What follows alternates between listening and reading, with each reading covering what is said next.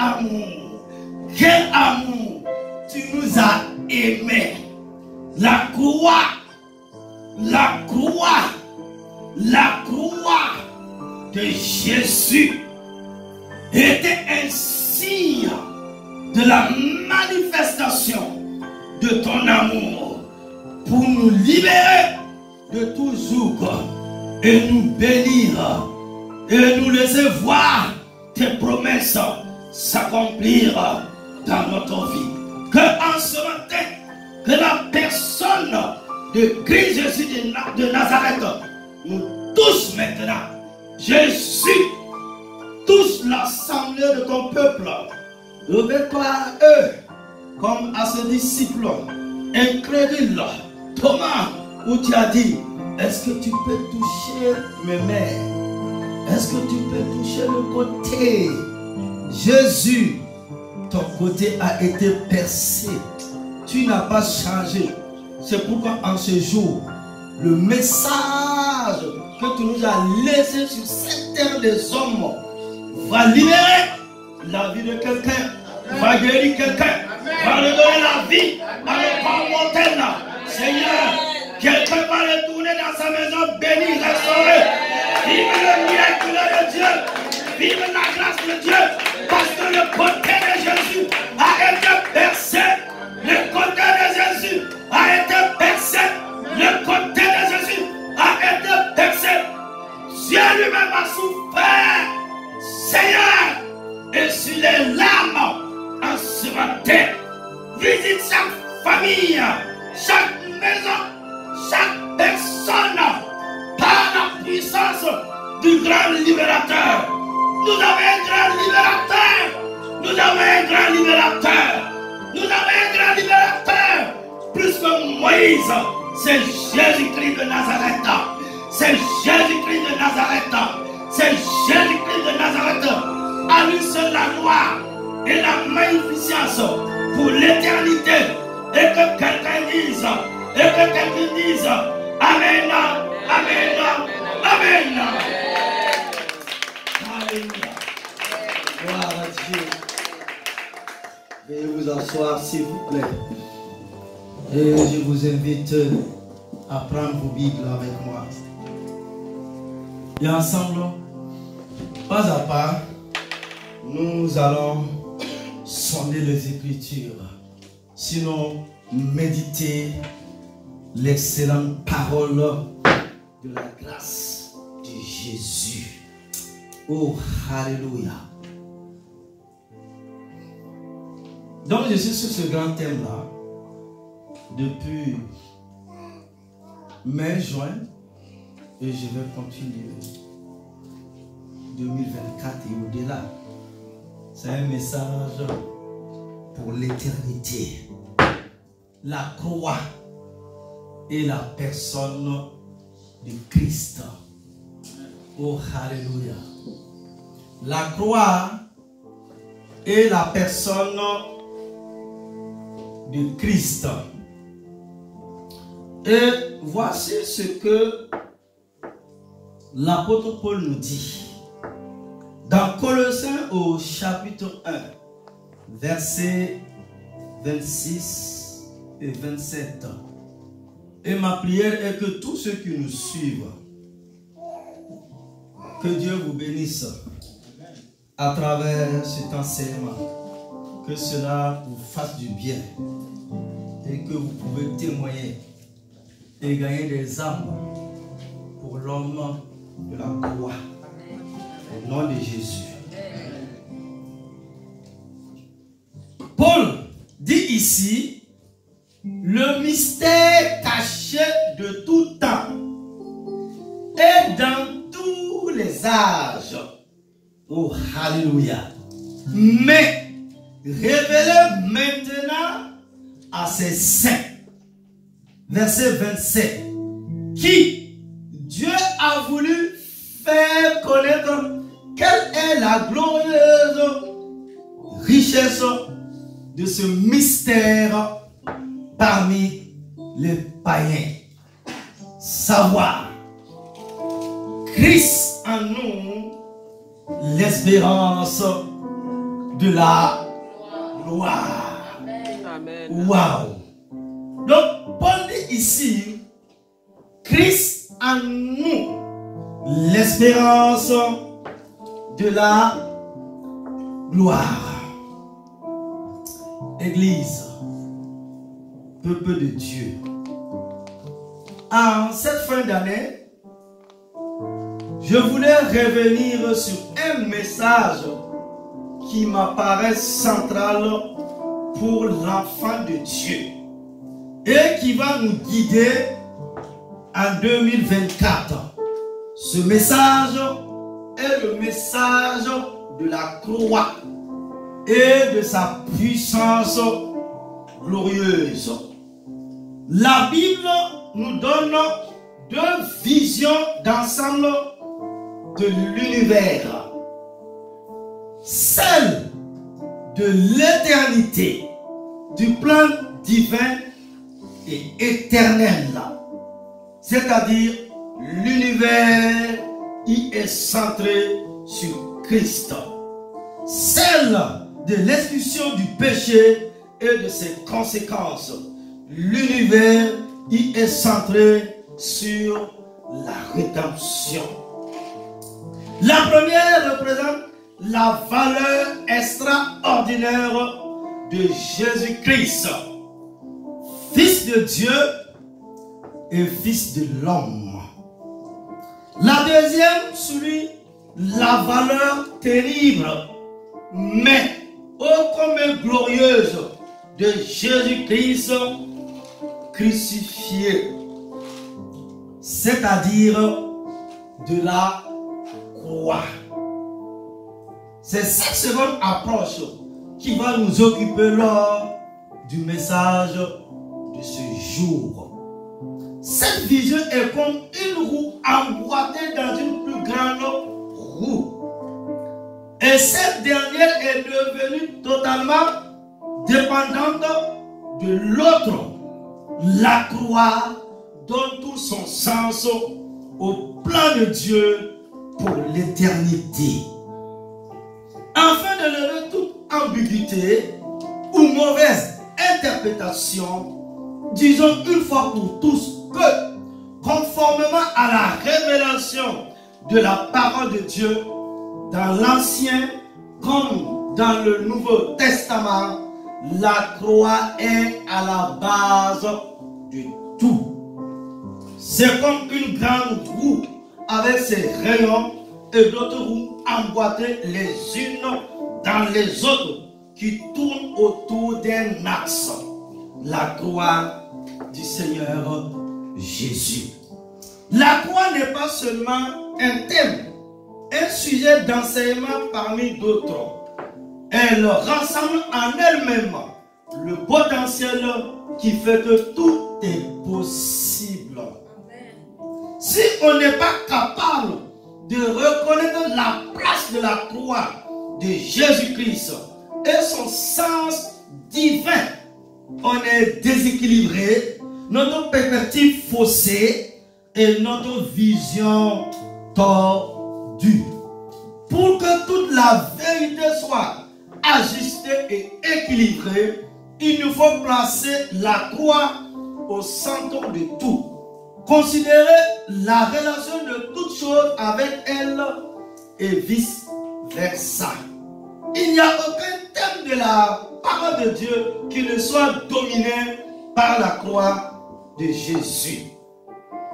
Juste dans les domaines les plus insignifiants de la vie pratique, la croix doit avoir sa place au même titre que dans les domaines plus vastes. Bien sûr, la croix ne parle pas seulement de la crucifixion de Jésus, mais aussi de la mort, de la mise au tombeau, de la résurrection, de son ascension sur le trône et de la relation souveraine avec lui qui est à notre disposition. Tout par la croix. Il n'y a pas de trône sans agneau immolé. Tout est résumé dans Christ crucifié. Alors, reconnaissons une fois pour toutes que la croix n'est pas une partie d'un enseignement, une part de vérité, un message isolé du reste mal interprété, mais le centre de gravité de l'univers. C'est ce que je vous propose de voir au cours de l'enseignement de la matinée en 5 points. Grand 1, sur le premier main, qui est Jésus? C'est comme si on te posait cette question. Pourquoi l'Église? Qui est Jésus?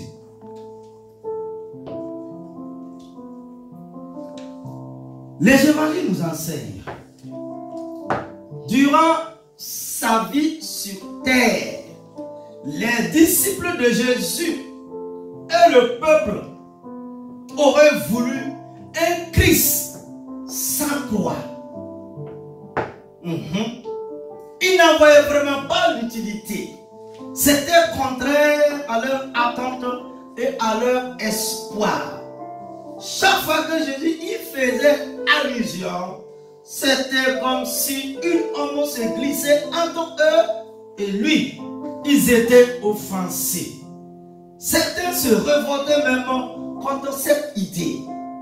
Parallèlement à cette incapacité à discerner le sens et la valeur de la croix, il y avait à la fois Jésus qui faisait souvent référence au Fils de Dieu et aussi cette impossibilité de la reconnaître. Selon eux, ou deux d'entre eux ont eu comme un petit éclair d'illumination et l'ont vu tel qu'elle.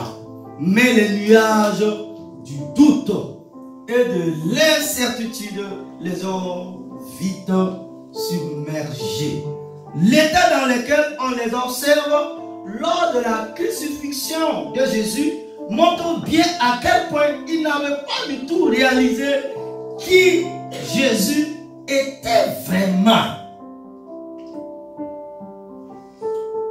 Fait important et intéressant, le Seigneur indiquait à chaque fois que cette double incapacité à le reconnaître disparaîtra le jour où la croix sera un fait accompli.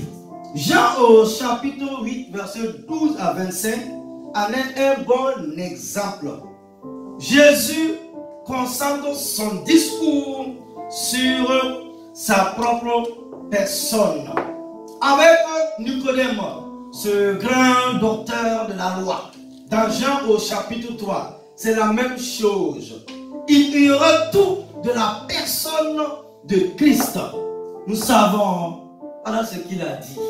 Nous savons que tu es un docteur envoyé par Dieu. Jésus explique ensuite que pour voir, quelque chose doit se passer. La nouvelle naissance est une nouvelle faculté de perception. Il a amené Nicodème vers la croix. Je dis, Jésus a amené Nicodème vers la croix en utilisant la même phrase que dans Jean au chapitre 8. Comme Moïse éleva le serpent dans le désert, il faut de même que le Fils de l'homme soit élevé, afin que celui qui croit en lui ne périsse point, mais qu'il ait la vie éternelle. Jean au chapitre 3, verset 14. Et tout le monde peut le citer, le verset 15. Car Dieu a tant aimé le monde qu'il a donné son Fils unique, afin que quiconque, la Bible dit, quiconque croit en lui ne périsse point, mais qu'il ait la vie éternelle.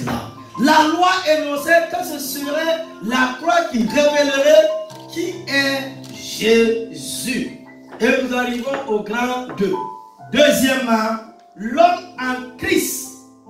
Et j'ajoute, la femme en Christ a l'assurance d'une union avec Dieu. C'est un point essentiel, Église, où repose l'essence même de ce qu'est Christ.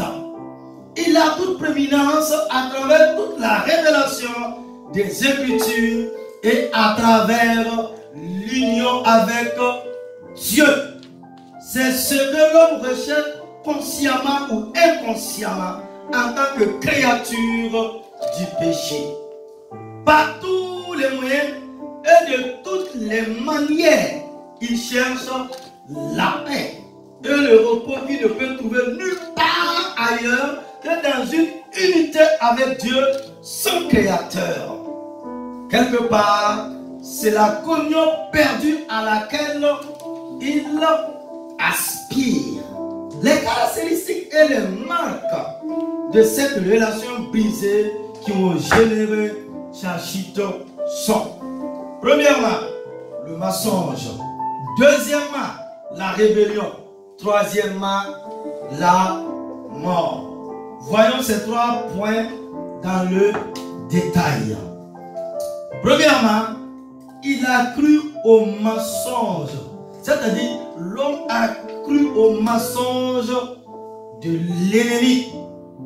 L'homme a non seulement cru et accepté un mensonge, mais ce mensonge est entré dans sa constitution même pour remplir son âme de désillusion et de ténèbres.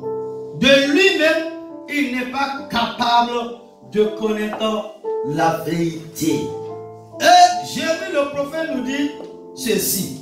Jérémie au chapitre 17, verset 9. Le cœur est corrompu par-dessus tout et en tout. Qui peut le connaître? C'est-à-dire, qui peut le sonder? On a fait croire à l'homme que s'il prenait une voie contraire à celle qui conduit vers Dieu, et que s'il utilisait son intelligence et sa raison indépendamment de Dieu, il sera comme Dieu. Il a accepté le mensonge. Il a pris le contrôle de son existence en prenant le parti de l'indépendance. Il a été absorbé par le mensonge. Le résultat a été et est encore un développement extraordinaire de l'épanouissement humain où l'homme est devenu un seigneur, un Dieu, un demi-dieu, sûr de son bon droit, comme il le pense, et aveugle sur sa condition. C'est tout le dessein du diable opposé à Dieu. Deuxièmement, il s'est installé dans une rébellion. C'est-à-dire, l'homme s'est installé dans une rébellion. Il en est de même pour la rébellion. Que ce soit individuellement ou collectivement. La racine de cette destruction est toujours le désir humain de posséder. Soyons tout à fait honnêtes, hommes frères. L'Église ne fait pas exception à cette règle. Les chrétiens se sont divisés en des milliers de partis, dont la plupart sont méfiantes, voire opposées les unes aux autres. L'inimité ou l'opposition entre chrétiens apparaît déjà dans le Nouveau Testament. À chaque fois, il s'agit bien de l'œuvre de l'ennemi, mais qui à chaque fois un terrain favorable pour agir. Celui de la vieille création, de la vieille nature de l'homme. Chaque division au sein du peuple de Dieu est par essence de la même nature que les rivalités dans le monde. La division n'appartient pas à Christ.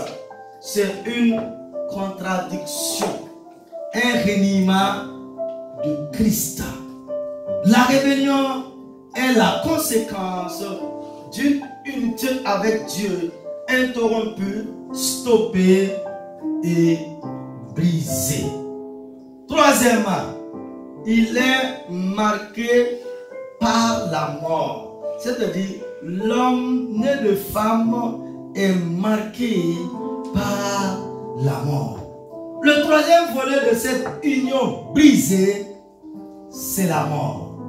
Au sens biblique, la mort n'est ni la cessation d'être, ni l'absence d'animation de l'être.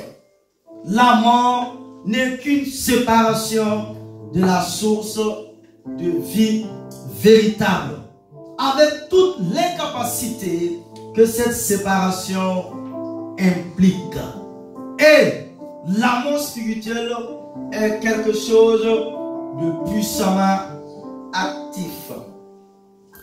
L'humanisme est une des formes les plus subtiles et les plus dévastatrices du mensonge de l'ennemi. L'homme tel qu'il est ne peut voir le royaume de Dieu. Être uni avec Dieu, c'est posséder sa vie. Cette capacité nous est communiquée par la nouvelle naissance. De cette manière, on est amené à la foi à la personne et à la croix de Christ.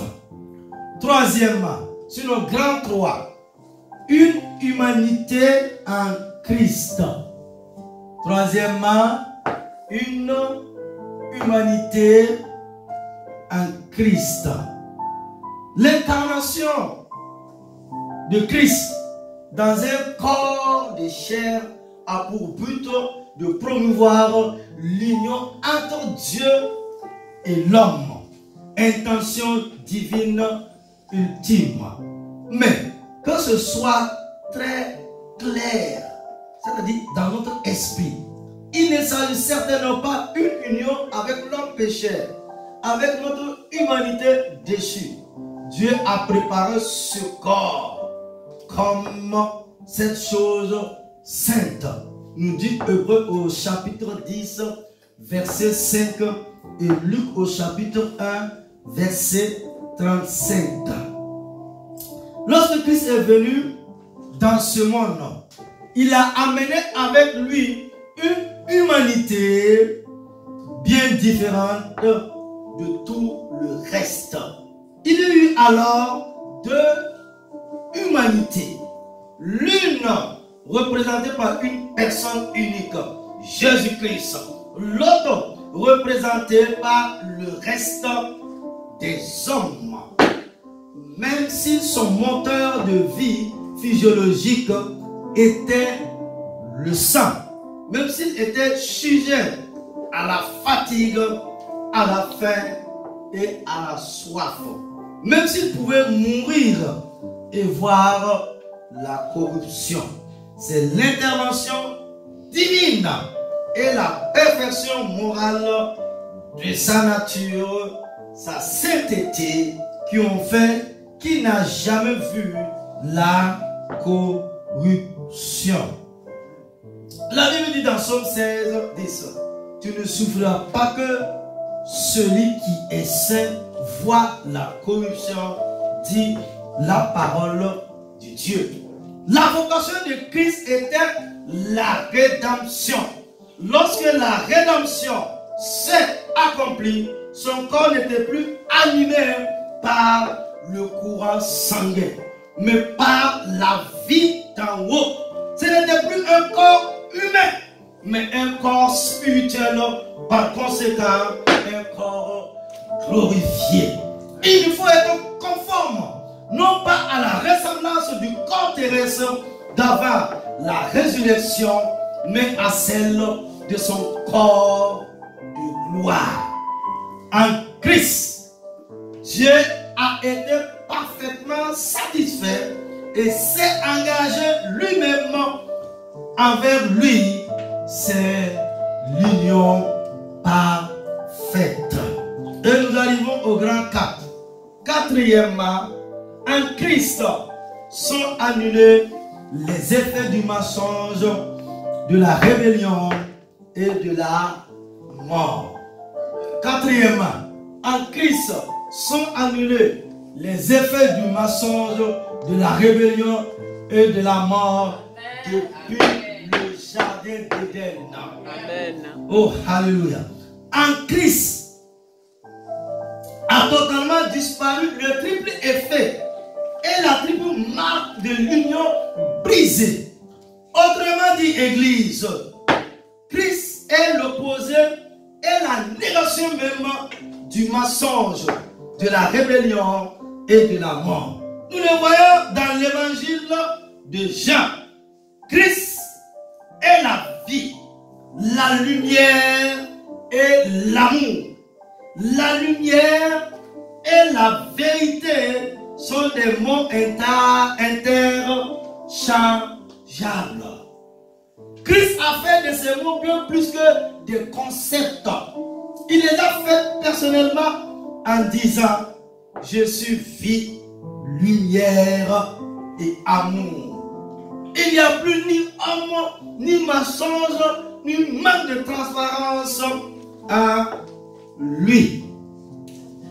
Dans sa nature, dans son attitude ou dans sa relation avec l'homme, il n'existe ni rébellion, ni rivalité, ni schisme, ni division, ni guerre, ni aucune séparation de la source de vie. Il a pu dire: je suis la résurrection et la vie. Celui qui croit en moi vivra éternellement.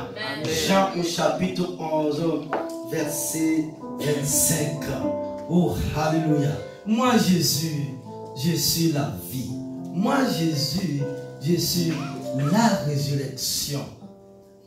Tous les efforts du diable, c'est-à-dire du serpent ancien, dans le désert, était de flatter son ego. Et s'il avait réussi dans son objectif, un autre fossé se serait creusé entre Dieu et l'homme. Le plan de rédemption aurait été réduit à néant. Mais à un grand prix, Christ s'est laissé dépouiller, à renoncer à tout par l'épreuve du feu sur nos pas, la souffrance et la douleur. Le prince de ce monde a été vaincu. L'union fut maintenue intacte. La vie, la lumière et l'amour ont triomphé. C'est ce qui fait qu'il est unique. Jésus-Christ de Nazareth est unique à son genre. La croix nous fait donc partager l'humanité de Christ.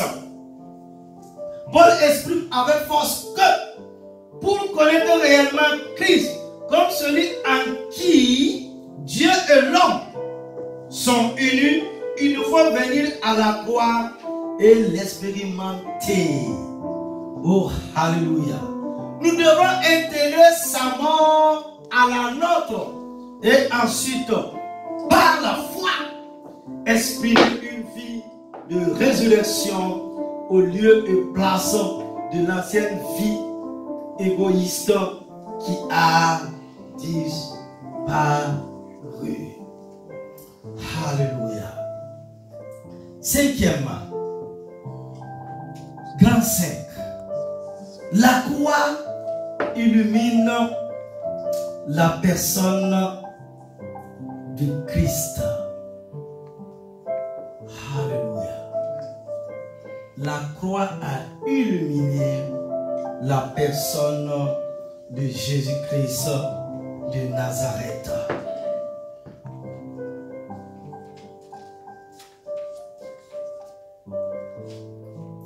pendant une heure terrible et interminable, Christ a été séparé de l'union avec son Dieu. Mon Dieu, pourquoi m'as-tu abandonné? Il avait dit mon Père, comme la prière de notre Père qui nous a enseigné dans Matthieu 6, face à la rédemption. Christ suspendu dans la douleur la plus atroce. Il a prié, il a crié, mon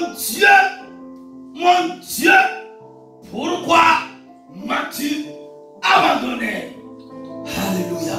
C'est pour que tu vives, c'est pour que nous vivons, c'est pour que nous rayons dans cette vie, c'est pour que nous remportons les combats et les victoires. C'est pour qu'il était pendu, Christ Jésus de Nazareth.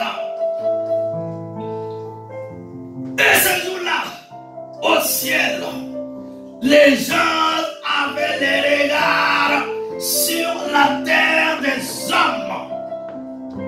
Dieu de gloire, le Dieu éternel, était assis sur son trône dans sa toute puissance. C'était un jour de silence dans le ciel, parce que l'unique, la représentation du Dieu éternel était suspendue entre ciel et terre, était pendu. Et ce jour-là, il y a eu un meurtre pas comme les autres à Golgotha. Un meurtre qui était différent des autres meurtres. Dieu était assis. Les anges, les archanges, les chérubins dans la gloire céleste. Ces vieillards, regardez le souverain, le tout-puissant. Jésus dans la douleur, Jésus dans la souffrance. Oh, alléluia. C'était pour toi, mon frère. C'était pour toi, ma soeur. C'était pour nous. C'était pour la rédemption. C'était pour nous sauver. C'était pour nous libérer. C'était pour faire de nous des bénis et non des ratés, des gens élevés à la gloire du Dieu Tout-Puissant. C'était pour terrasser les ténèbres dans nos vies. C'était pour apporter la guérison. C'était pour apporter la délivrance. Jésus était pendu. Et pendant qu'il était pendu, c'était pour essuyer tes larmes. C'était pour te conduire dans un bel avenir où Satan, les démons, personne ne pourra t'arrêter sur ce chemin-là, sur cette voie-là. Le ciel était triste. Il a fallu qu'il apporte la victoire pour que nous puissions rayer. C'est un grand prix. Quand je pense à mon Sauveur, quand je pense à Jésus, quand je pense à Golgotha, je pleure, mais des larmes de joie, parce que c'était un mystère caché, mais Dieu nous a révélé. Ça a été l'objet de plusieurs personnes. Des hommes ont prié dans l'Ancien Testament, des hommes ont marché avec Dieu, des hommes ont cherché à comprendre ce mystère de toute éternité. Et Jésus est devenu notre grand frère. Amen. En cette année finissant et en ce mois de décembre 2023, je t'en supplie, mon frère, ma soeur, essuie tes larmes et regarde à la montagne de Sion. Tu le regardes à Golgotha. Rappelle à Dieu ce jour-là. Il va décanter la situation. Amen. Il va ouvrir les portes dans ta vie. L'impossible sera possible. C'est dans ton langage humain que tu parles d'impossibilité. Dans le langage du ciel, là, il n'y a pas d'impossibilité. Jésus est le spécialiste des cas impossibles. Ce qui nous a manqué, ou ce que nous avons loupé, comme j'ai pris 2 vendredis pour vous parler, c'est la foi. La dynamique de la foi. J'ai commencé pour vous.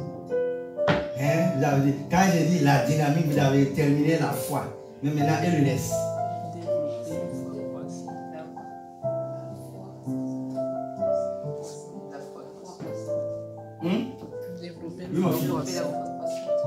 Voilà, développer, très bien. Développer une foi croissante. Et je parle, ce n'est pas à Bethel ici, c'est l'église universelle, l'église de Dieu en Europe, au Canada, aux États-Unis, aux Indes, dans les îles Caraïbes, anglophones comme francophones, et jusqu'au Népal, en Afrique. Il est temps pour vous de courir à la réunion de prière. Arrêtez un peu vos activités. Sinon, la tombe va vous amener à arrêter tout ça. Vous n'allez jamais finir de courir. Tu m'attends, mon frère, ma soeur. Des gens avant toi ont couru, mais au soir de leur vie, ils ont regretté. Il ne faut pas les imiter.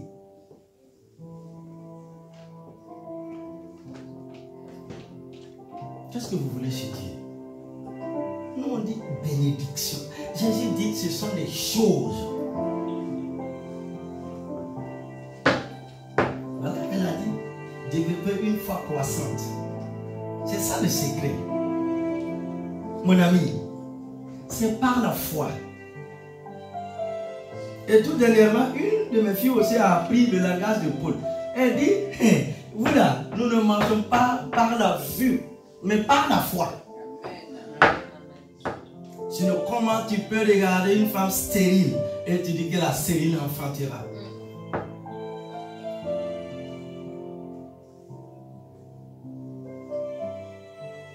Église, j'ai cette vision-là, en 2024, là. Je vais développer ce thème-là et vous allez voir des mariages. Amen. Salomon dit, c'est pas dans le message, Salomon dit, la femme dédaignée. Vous savez ce qu'on appelle la femme dédaignée? Les gens aiment juger, les gens aiment critiquer, les gens aiment... Non, les gens parlent, c'est ça. Je vais revenir encore sur les péchés de la bouche. Les gens parlent, faites attention à ce qui sort de votre bouche là. Donc, le prophète me dit, il dit, Dieu fait des choses. Hein. Il dit la femme dédaignée, la femme qu'on a regardée en haut, en bas. Dieu dit, elle aura une maison. Amen. Cela veut dire quoi? Elle va se marier et elle aura des enfants. Amen. Ou celle qu'on avait appelée la prostituée, Dieu va venir la restaurer. Mon ami, tu ne te rappelles pas de Rahab? Elle avait le signe de la croix. À cause de cela, celle qu'on appelait la prostituée là, peut-être même en son temps là, tous les chefs religieux ont jugé sur cette femme là. On dit, ah, elle est destinée pour l'enfer.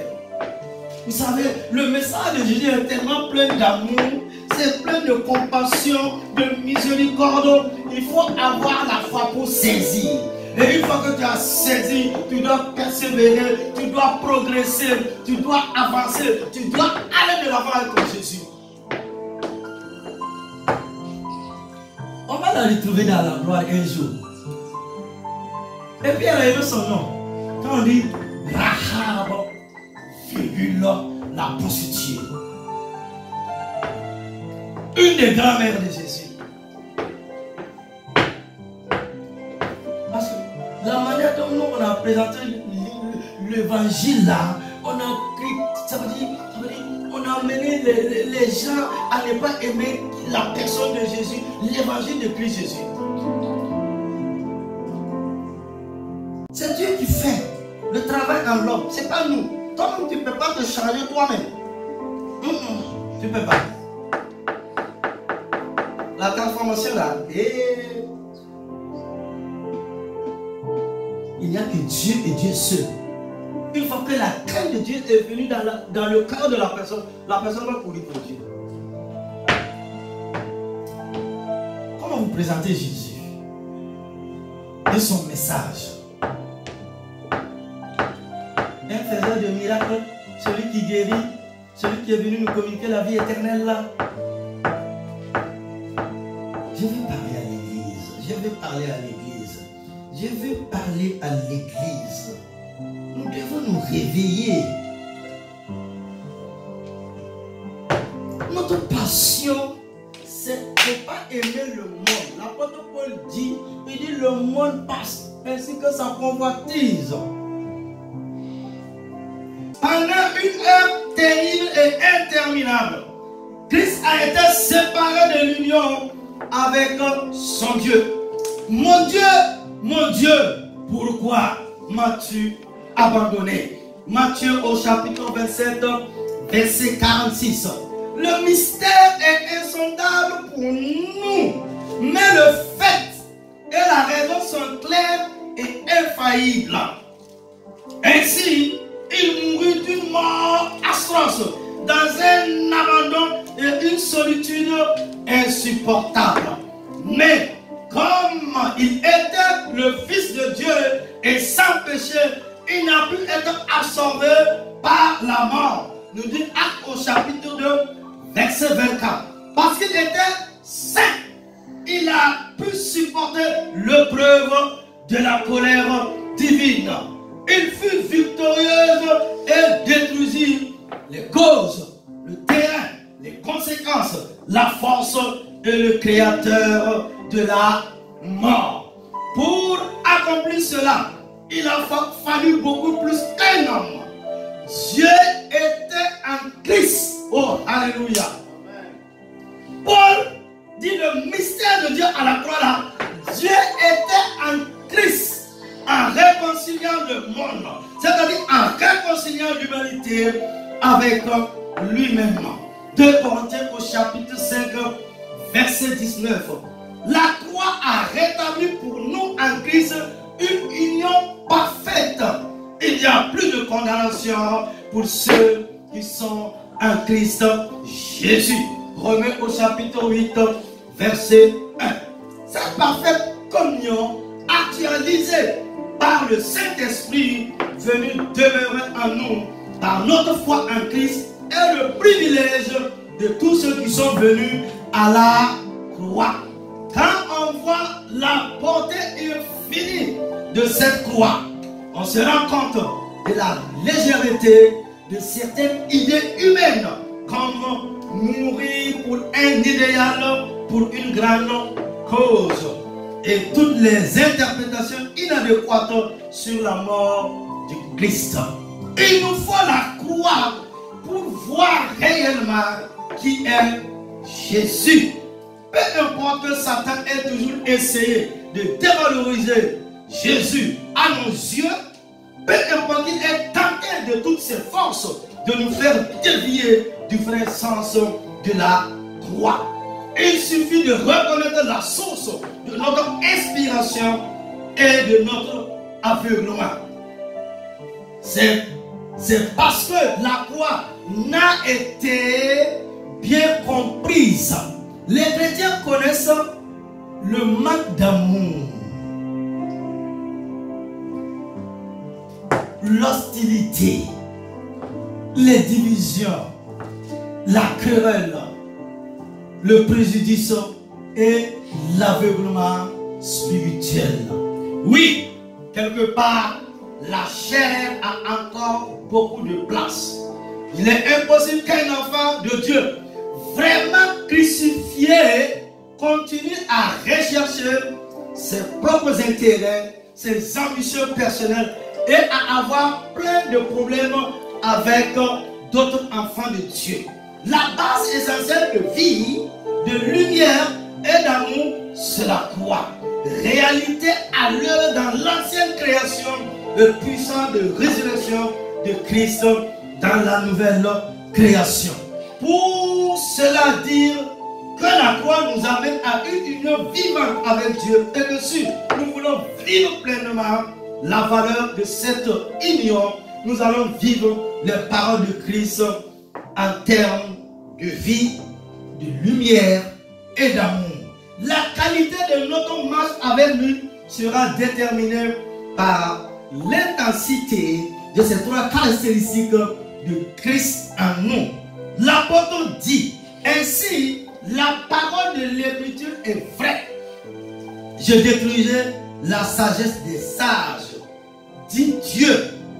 Je réduirai à néant l'intelligence de ceux qui prétendent me connaître. Dieu fait de la sagesse de ce monde, oh, alléluia, une folie. Car c'est à cause de cette sagesse que le monde a perdu la connaissance de Dieu et ses yeux se sont fermés. La sagesse de Dieu qui se révèle à présent est considérée comme insensée. Insensée aux yeux de cette vieille sagesse philosophique. Christ est sagesse de Dieu et puissance de Dieu. Il y a plus de sagesse dans la folie de Dieu que dans l'intelligence humaine. Wow. Paul dit il y a plus de sagesse dans la folie de Dieu que dans l'intelligence humaine. 1 Corinthiens 1, 18. Parce que la croix était une folie pour plusieurs qui étaient là ce jour de la crucifixion. Ils ne pouvaient pas réaliser que la croix était venue pour détruire les œuvres de ténèbres, que la croix était fixée entre le ciel et la terre pour libérer l'homme. Que quand le premier homme, Adam, a échoué, le second Adam, qui est l'exacte représentation de Dieu, a réduit les œuvres de ténèbres. Et il a dit au soir de sa vie, mon frère, ma soeur, Jésus dit quoi? Je vous ai donné l'autorité de marcher sur les serpents, sur les scorpions et sur toute la puissance du diable. Et rien ne pourra vous nuire. Jésus dit, je suis avec vous tous les jours jusqu'à la fin de ces temps. Que 1000 tombent à ton côté, 10 000 à ta droite, tu ne seras jamais à terre. Jésus va courir comme un jeune lion. Jésus va prendre son vol comme l'air royal. L'air royal. L'église dit l'air royal. Quand il prend son envol, il n'est pas comme l'oiseau, il n'est pas comme le pigeon, il n'est pas comme la poule. Non, non, non. C'est les oiseaux. Mais toute notre catégorie, les classes d'oiseaux. J'ai dit l'aigle royal. Quand il prend son envol, il y a la pluie, il y a les vents, la tempête. Mais l'aigle royal va traverser toutes ces choses. Parce que lui, il va à hauteur. Oh, alléluia. Je prie pour toi que en cette année nouvelle qui s'annonce, sois un aigle royal. Tu vas traverser les océans, tu vas traverser les vents, tu vas traverser les tempêtes, tu vas aller à la hauteur. Et tous les autres oiseaux qui vont te suivre seront aussi des aigles. L'aigle royal, parce que tu es un prince. L'aigle royal, parce que tu es une princesse. Et il n'y a plus de condamnation. Il n'y a plus de condamnation. Christ a payé le prix. Si Dieu a donné la croix, si Dieu a donné Christ Jésus pour nous, Paul dit, comment ne nous donne-t-il pas encore toutes choses? Amen. C'est toutes choses. Reviens à Matthieu 6. Qu'est-ce que tu veux? Qu'est-ce que tu fais pleurer? Tu veux le travail? Tu veux l'enfant? Tu veux le mari? Tu veux la maison? Si Dieu a pu donner Christ, tu auras ces choses-là. Ça suffit. Par grâce. Je vois la grâce de Dieu venir sur toi. Je vois la faveur de Dieu venir sur toi. Encore de l'œuvre de la croix. Quelqu'un a payé le prix. Il a été parmi. Mon Seigneur Jésus que j'adore, que je prie, que je prêche. Il est glorieux et il est merveilleux. Oh, alléluia. Jésus, Jésus, Jésus, le nom qui a été donné. Amen. Pour que les hommes soient sauvés. Et rentrent dans leur destinée éternelle et manifestent le miracle de Dieu. Qu'il en soit ainsi pour ta vie. Parce que tu es béni de Dieu. Parce que tu es aimé de Dieu. Si tu es dans la pensée de Dieu. Et si la puissance du Saint-Esprit t'a saisi maintenant, acclame l'ancien des jours. Acclame l'ancien des jours. Il est assis sur ce trône. Alléluia. Alléluia. Merci Seigneur. Merci Seigneur pour ton Saint-Esprit. Merci Seigneur pour ta présence dans nos vies. Et au nom de Jésus, conclusion. Il est capital et vital de reconnaître que la personne de notre Seigneur ne peut être connue et comprise en dehors de la croix. Et il est tout aussi important de réaliser que la croix n'est réellement comprise et appréciée à sa juste valeur que si on discerne la personne de Christ. Les deux vont de pair et sont mutuellement interdépendants. Alléluia. Alléluia. Amen. À retenir. À retenir. La croix, j'ai dit, la croix et la personne de Christ. Texte biblique de référence, introduction, point 1, point 2, point 3, point 4, point 5. Conclusion et à retenir. Après à retenir, c'est prière finale. Après prière finale, c'est parole d'encouragement. Et c'est pour ta semaine. Amen.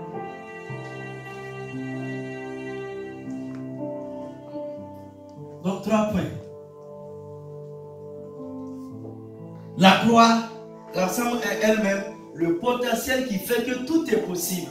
Oh, alléluia. Avec la croix, mon frère, ma soeur, tout est possible. Tout est possible. Deuxièmement, il n'y a aucun thème de la parole de Dieu qui ne soit pas dominé par la croix de Jésus. Troisièmement, nous devons reconnaître que la croix est le centre de gravité de l'univers. Tiens-toi debout et acclame la parole de Dieu. Pendant que vous acclamez, le diable va avancer. Dieu, j'entends. Acclame la parole de Dieu. Avancez pour la prière finale. Oh éternel Dieu des armées. Alléluia. Alléluia. La croix et la personne de Jésus-Christ de Nazareth. Merci Seigneur. Seigneur Dieu de gloire. Seigneur Dieu tout-puissant. À toi la gloire. À toi l'honneur. Avec une foi profonde, nous proclamons ensemble. Éternel mon Dieu. Éternel mon Dieu. Éternel mon Dieu. Éternel mon Dieu. Tu as encore froid. Éternel mon Dieu. Éternel mon Dieu. Tu dis dans ta parole que la prédication de la croix est une folie pour ceux qui périssent.